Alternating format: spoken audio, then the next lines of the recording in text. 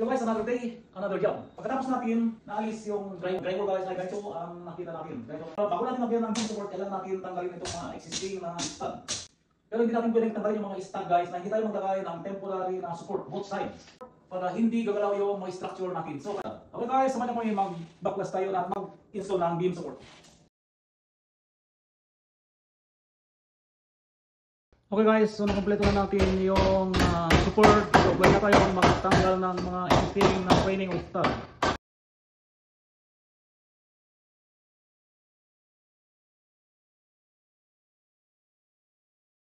Okay guys, naalis na natin yung mga stud. Ngayon, ready na natin ilagay yung beam support. Pagkatapos na natin malagay yung beam support, sa natin tatanggalin itong mga temporary support. So guys, panoorin nyo kami magkakapitan ng beam support. Ang size pala guys ng beam support natin ay 2x12 na double.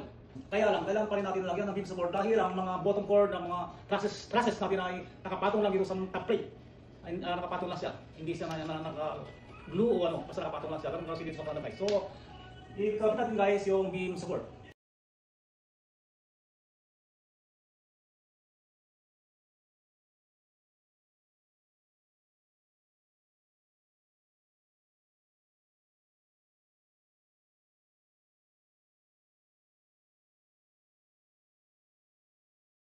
Finally na ikabit na natin yung beam support.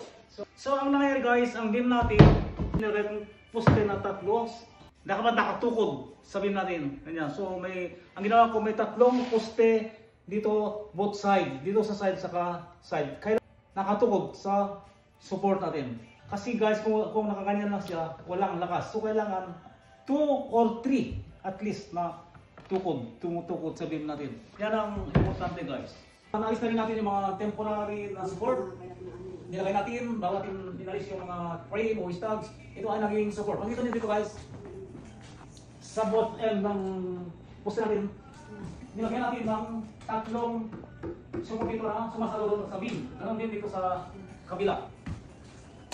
So guys, nakita nyo guys, double na 2x12 yung nilagay nating beam. At saka ang length nito ay nasa 16 feet ang haba.